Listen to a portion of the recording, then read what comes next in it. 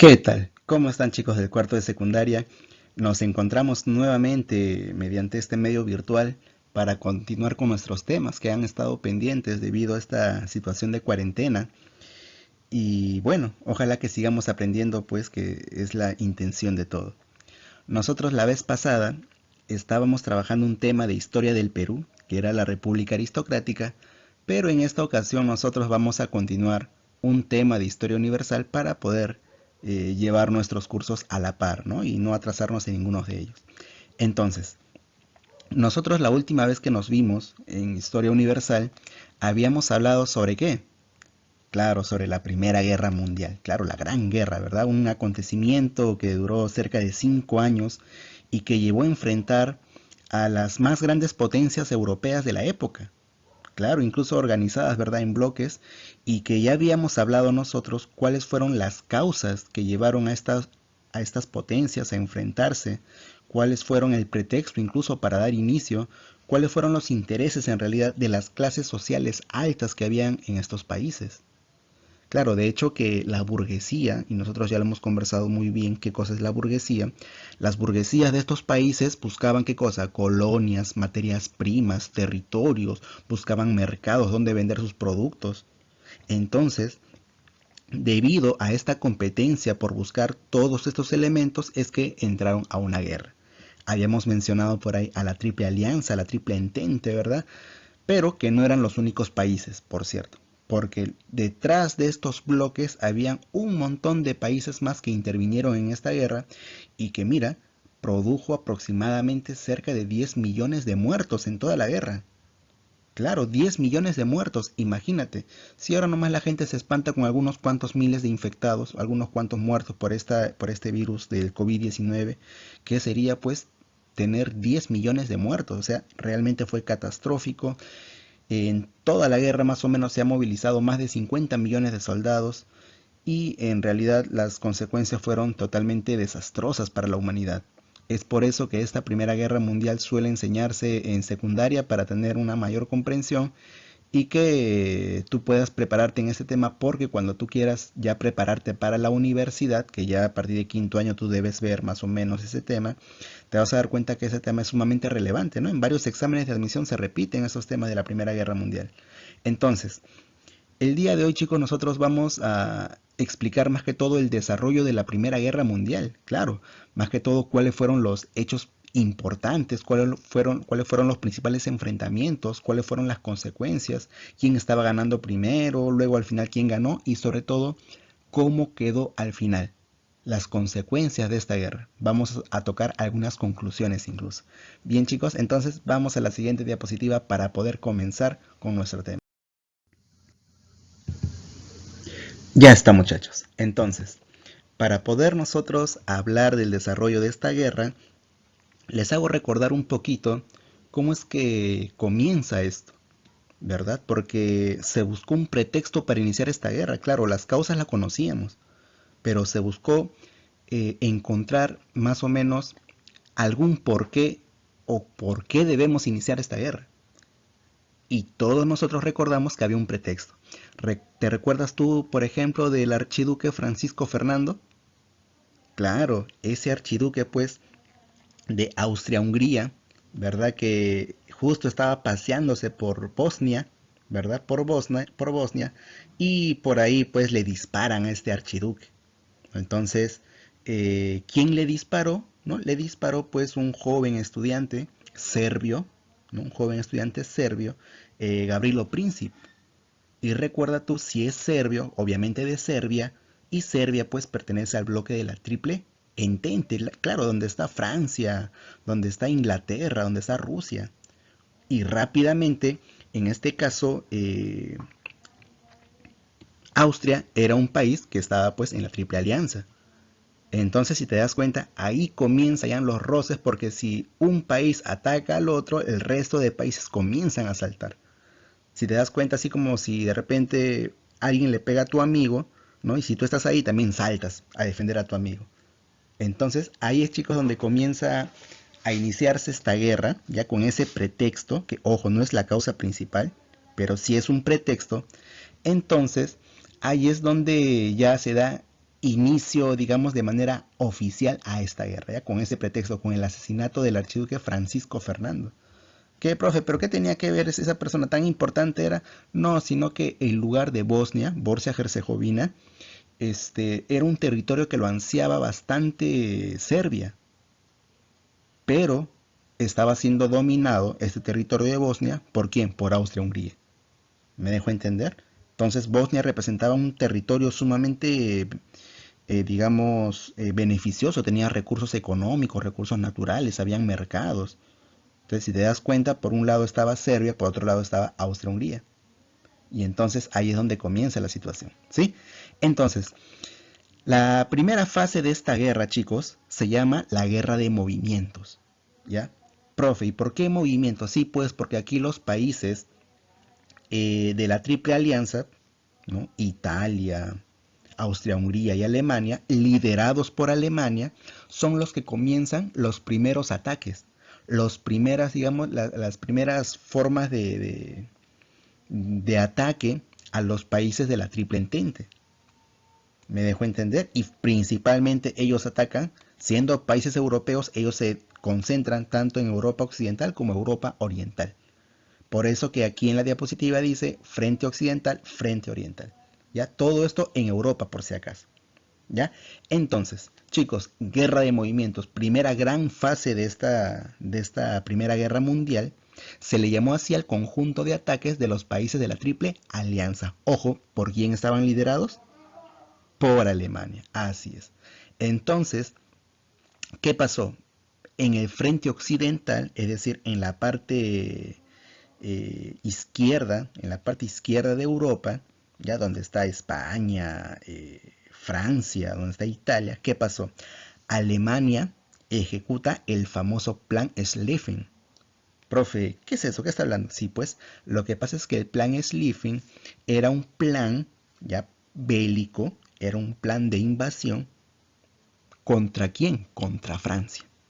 Así es, contra Francia. Profe, ¿y qué pasó aquí? Logra, pero ojo, es un plan. ¿Ya? Como el mismo nombre lo dice, es un plan. ¿Lo consiguieron? Esa es otra cosa. ¿Me dejo entender? Por eso que este plan Schlieffen resulta bastante familiar. ¿Por qué? Hay que recordar que Alemania ataca a Francia porque se estaban discutiendo por territorios. ¿Recuerdas por ahí tú el nombre de Alsacia y Lorena? Ya, pues si no lo recuerdas, hay que chequear la primera clase. Claro, anda a tu cuaderno, mira la primera clase rápidamente para que tú te acuerdes. Es por eso que, debido a este conflicto, Alemania rápidamente prepara el plan Schlieffen, que consistía en qué?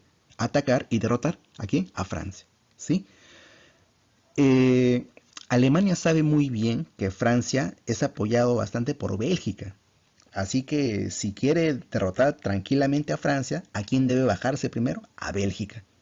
Y es por eso que el primer hecho oficial de esta guerra, es decir, el primer hecho concreto de esta guerra es la invasión de Alemania contra quién? Contra Bélgica.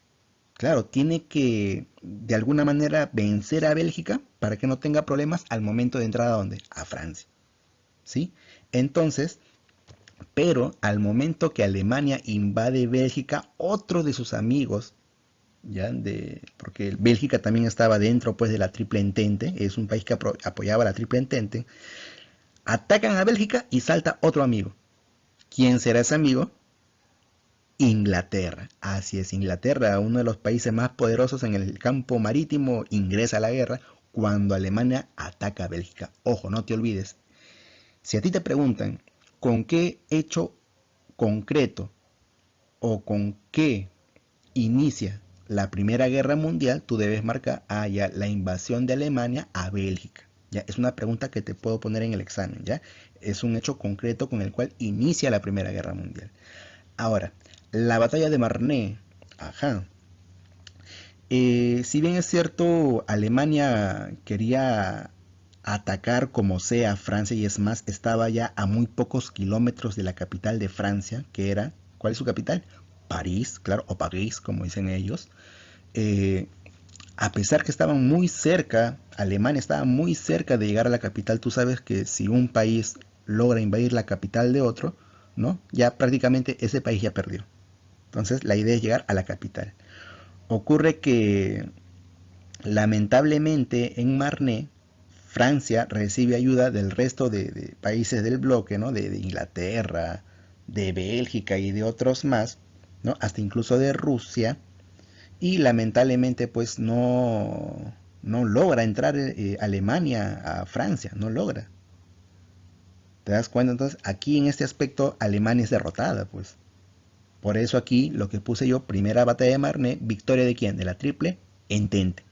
Claro, porque Alemania, que era de la Triple Alianza, salió perdiendo. Al ver Italia, y mira, fíjate aquí, Italia más o menos era un comodín, a ver más o menos con quién me voy, con los ganadores o vencedores. Italia, al ver que Alemania, mira cómo es la vida, parece el actuar de las mismas personas. Italia, al ver que Alemania había perdido, ellos dicen, ¿saben qué? Me paso mejor a la Triple Entente. ¿Saben qué, bambinos? Yo me paso a la Triple Entente. Entonces, la Triple Alianza, al ver esa acción, ¿qué es lo que hace Alemania? ¿Sabes qué, Italia? Tú no te vas a ningún lugar. Y Alemania va y ataca y vence a quién? A Italia. Así es, Alemania vence a Italia en la batalla pues de Caporetto. Ya no te olvides, ¿eh? Alemania vence a Italia en la batalla de Caporetto. Profe, ¿por qué? Por gracioso. Sí, pues se quiso pasar a la Triple Entente, quiso abandonar la Triple Alianza. Ya entonces, en esta batalla de Marne se recuerda bastante la dirección del general francés Joseph Joffre. Claro, por eso que aquí en la diapositiva te he puesto, ¿no? Te he puesto ahorita la imagen del general Joseph Joffre, ¿no? Claro, tiene postura militar, es un general. Y en la parte de arriba pues te he puesto soldados y mira las armas que tiene, porque de hecho que la Primera Guerra Mundial fue aquella guerra donde se empleó por primera vez armas de destrucción masiva. Por eso también es importante. Mira las armas que usa, claro, con esas armas se mataba a varios de un solo tiro. Habían metralletas, habían por ahí hasta incluso granadas, habían por ahí gases tóxicos, habían tanquetas, carros portatropa, submarinos. O sea, te das cuenta, el gran desarrollo de la tecnología se logra aplicar en esta guerra por primera vez en la historia. ¿Me dejo entender? Entonces, gracias al general Joseph Joffre que participó en esta primera batalla de Marne, es que pudo ganar la Triple Entente, ¿no? Bajo la dirección de Francia. Entonces, ¿qué es lo que hace Alemania? Eso hizo Alemania en el frente occidental, pero vamos a ver qué hizo en el frente oriental. Y sí, pues se enfrenta contra un país bastante grande, ¿no? En tamaño y en ejército, pero lamentablemente atrasado en tecnología. ¿A qué nos referimos? A Rusia. Claro, en ese tiempo Rusia, que pertenece a la Triple Entente, tenía un montón de ejércitos, pero su tecnología era muy atrasada, lamentablemente. Sus soldados, a pesar que eran muchos, lamentablemente pues no utilizaban muchas armas, más que todo utilizaban caballos, otros utilizaban lanzas, espadas, fue algo bien curioso. Un montón de caballitos murieron en esta guerra. Entonces, en la batalla de Tannenberg y Lagos Masurianos, ahí es donde Rusia pierde contra Alemania. Alemania sabe muy bien que Rusia es un país bastante grande, pero es un país algo fácil para derrotar. Y aparte debes recordar algo, que luego de esto Rusia se retira porque habían ciertos acontecimientos dentro de su país, dentro de su territorio, que lo debilitaba mucho más todavía. Profe, ¿cuáles eran esos acontecimientos? Ahorita te paso a explicar. Vamos a la siguiente diapositiva.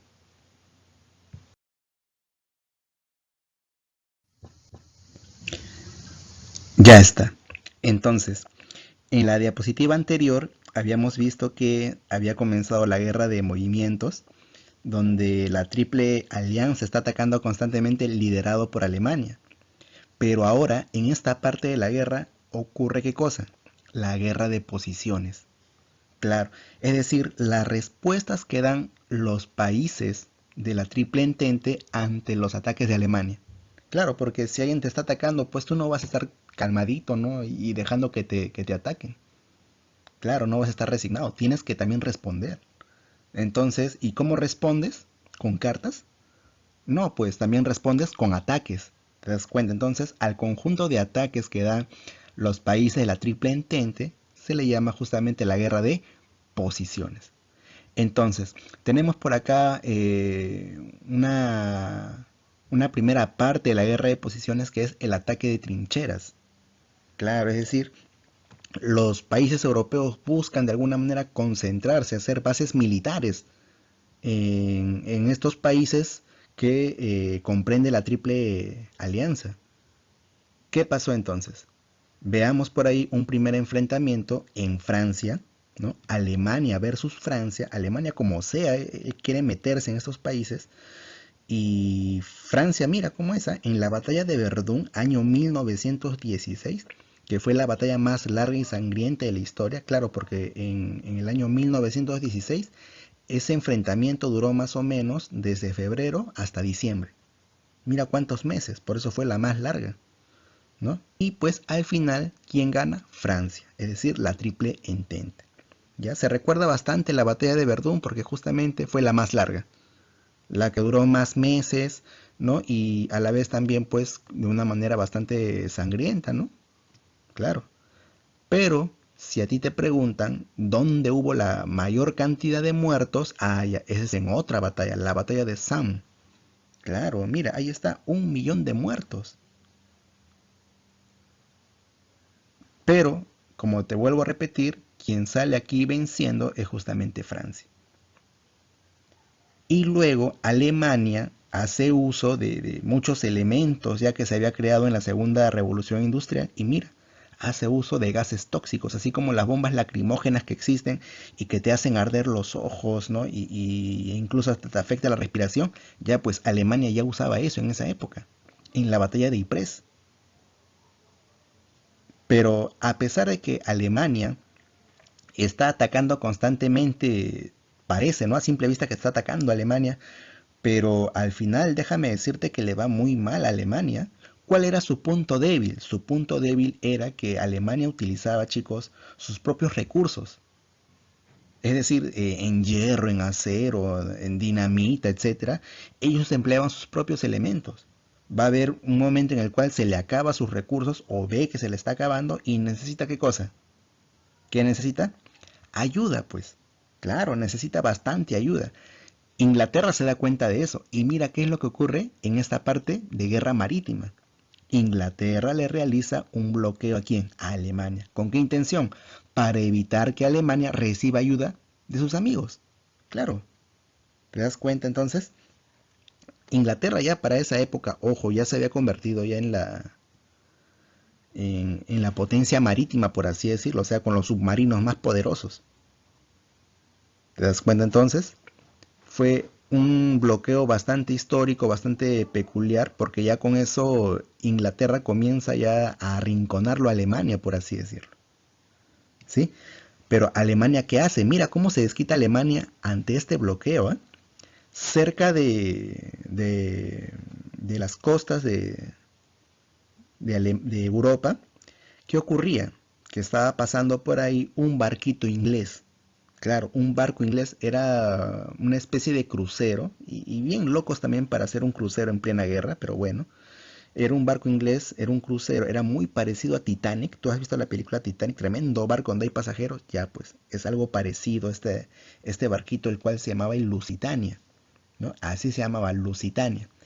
Entonces, ¿qué había ocurrido? Que como lleva la bandera de Inglaterra, lo que hace Alemania es dispararle. Claro, dispararle, están en plena guerra, pues. Y resulta que en ese barquito, en ese barco, bueno, barquito no era tremendo barco, habían habitantes norteamericanos, habitantes estadounidenses. Rápidamente su presidente Woodrow Wilson se molesta y dicen, nos están atacando, ¿cómo es posible? Nosotros también tenemos que entrar a la guerra. Y esto le sirvió de pretexto a Estados Unidos para entrar en esta gran guerra. Profesor, pero no tenían razón, o sea, no era justo que ellos también entren a defender. Sí, pues, pero ellos no entraban justamente por sus compatriotas muertos. Ellos entraban a la guerra porque sabían que había un reparto del mundo, que se estaban repartiendo colonias, se estaban repartiendo mercados, materias primas. Entonces, este fue el pretexto perfecto para que Estados Unidos pueda entrar a la guerra, ¿no? Con este hundimiento de Lusitania que había ocurrido producto de un ataque de Alemania, ¿no? A este barco inglés. Muy bien, chicos, vayamos a la siguiente diapositiva. Si no entendiste o te perdiste, tienes la ventaja de poder retroceder el video, ¿no? O si no, también déjame tus preguntas ahí aquí en el video. He habilitado la zona de comentarios por si acaso.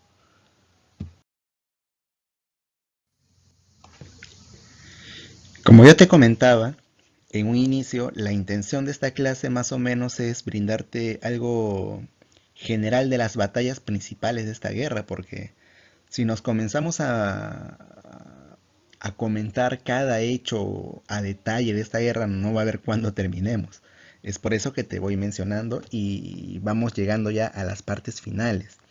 Justo aquí en la diapositiva, mira, ¿no? Ahí está el barco Lusitania de Inglaterra, que justamente había sido bombardeado.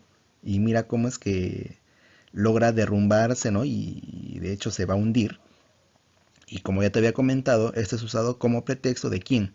De Estados Unidos para entrar a la guerra. Claro, de hecho, habían ciertos intereses. Yo te puedo preguntar de repente, ¿quién estaba gobernando Estados Unidos cuando ocurre esto? Claro, el presidente Woodrow Wilson. Así era, Woodrow Wilson. Y entonces, él es el que ordena entrar a la guerra. Ahora, por el lado de Rusia, como te comentaba, era un país potencia, pero en número, es decir, en trabajadores, por ejemplo, pero Rusia pues estaba pasando por una etapa crítica, sí, bastante crítica, porque imagínate, perdió, por ejemplo, en las batallas de Tannenberg y Lagos Masurianos contra Alemania, y súmale que dentro de Rusia habían problemas económicos, habían huelgas, protestas de obreros, de campesinos, y había empezado pues a circular bastante la ideología comunista. Nosotros ya habíamos conversado en qué consistía esta ideología, ¿no? Una ideología que busca destruir las clases sociales, tener una sociedad igualitaria, vencer la explotación del trabajo, que los obreros y campesinos sean los más beneficiados con un gobierno. Entonces, esta ideología que había sido propuesta, ¿no? por un pensador alemán, que ya te comenté en alguna vez, llega a tener bastante importancia en la escena rusa, que estaba siendo gobernada pues por los zares, que eran como reyes. En esa época estaba el zar Nicolás II y bueno, ¿no? Esta ideología llega a tener gran relevancia entre sus pobladores y es por eso que se desata la famosa revolución rusa, claro, ¿no? Con su líder Vladimir Ilich Ulyanov, alias Lenin o camarada Lenin. Entonces, esta revolución prima en Rusia y rápidamente Rusia se retira de la Primera Guerra Mundial. ¿Sí? ¿Estamos bien? Ojo, Rusia se retira de la Primera Guerra Mundial firmando un tratado llamado Brest-Litovsk o también Brest-Litovsky como dicen algunos. Bien chicos, entonces Rusia ya está fuera de la guerra. Se desarrolla una segunda batalla de Marne ya en Francia y resulta que aquí ya le dan con todo, le dan con palo pues a Alemania. Alemania quería entrar como sea, Francia pues, sabía que era un área geográfica que representaba una ubicación estratégica, ¿no? Y única para poder expandirse hacia esa zona. Alsacia y Lorena lo eran todo. Entonces, en la segunda batalla de Marne se produce la victoria definitiva de quién, de la Triple Entente. Ya con eso ya Italia, Alemania, perdón, se siente ya totalmente vencida, se siente destruida y arrinconada. Ya Alemania con perder en esta batalla, segunda batalla de Marne, ya no tiene nada que hacer. Simplemente ya que aceptar su derrota a Alemania, aceptar que ya perdió, aceptar que ya no tiene recursos para continuar la guerra. Y firma el famoso armisticio de Compiègne, ¿no? O Compiègne, como dicen algunos, Compiègne. O como dirías tú en tu castellano, Compiègne, ¿verdad? Entonces, con este armisticio de Compiègne, eh, ya Alemania dice, bueno, ya perdí, ¿no? Y además estaba totalmente ya cansada Alemania en el aspecto económico, no tenía recursos. Y ante una crisis económica en Alemania está habiendo también qué cosa, la ideología comunista. Sí, los alemanes están teniendo miedo de esa ideología en su territorio, ¿no? Y súmale la crisis que está ocurriendo, queda en una situación totalmente terrible Alemania. Ajá. Ahí te he puesto la imagen, ¿no?, del presidente Woodrow Wilson de Estados Unidos, ahí está. Vamos a la última diapositiva, chicos. Bien, entonces estamos llegando ya a la parte final del tema con las consecuencias. En la batalla de Compiègne o Compeñe, ¿no?, o Compiègne, como dicen algunos, ya Alemania queda totalmente derrotada, sin recursos y con una crisis tremenda en su territorio. Ojo, Italia también, ¿eh? Italia también no se queda atrás, quedó con una crisis horrible. Por eso que no nos vaya a sorprender que más adelante en la historia, Alemania e Italia van a tener gobiernos militares, pues, porque en sus territorios rondaba la idea, pues, del comunismo. Y surge también una nueva ideología, por cierto, el fascismo, que es muy interesante y sumamente clave para comprender los siguientes procesos históricos. Entonces, ¿qué pasó luego de que Alemania firmara el armisticio? Claro, o sea, luego de que le dijeran, sabes que Alemania, ya no vas más, ya no te militarizas, ya mejor cálmate, ¿no? Entran en un periodo de paz. ¿Qué pasó? Mira, consecuencias de la Primera Guerra Mundial. Fin de las monarquías absolutistas en Austria, Hungría, Alemania y Rusia. Claro, Rusia ya no tiene zares, ya no tiene monarcas. Claro, porque se realizó la Revolución Rusa y de hecho, pues, otro tipo de gobierno. Ahí estaba Lenin, ¿no? Estaba Stalin, Trotsky. Es otro tipo de gobierno. Ya la monarquía absoluta en Rusia ya no hay. Igualito pasa en Alemania, por ejemplo. En Alemania se acabó su famoso Segundo Reich. Se acabó ese tipo de gobierno. Más adelante vamos a ver que hay otro tipo de gobierno ya más republicano, hasta incluso con Hitler. Más adelante llega Hitler ya a esta escena. Y bueno, se firma el Tratado de Versalles. Los países de la Triple Entente, o también llamados los aliados, obligan a Alemania a devolver los territorios y colonias que había logrado obtener pues en la guerra.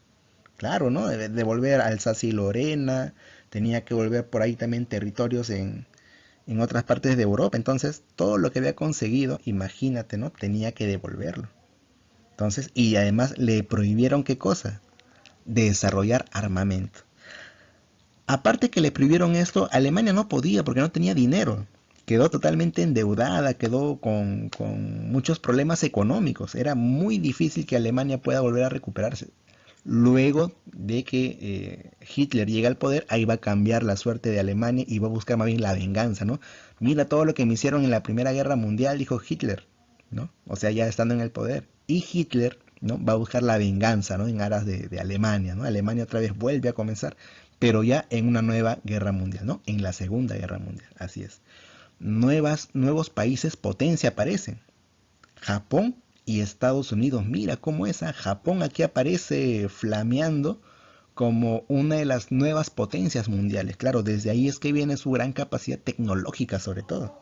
Claro, ya se perfilaba en esa época como un país con proyección tecnológica. Se crea la famosa Sociedad de Naciones. Claro, era una institución que se encargaba de vigilar que haya paz mundial, que no haya guerra. Pregunta, ¿tuvo éxito? No, pues fracasó. ¿Por qué? Porque se desarrolló una Segunda Guerra Mundial.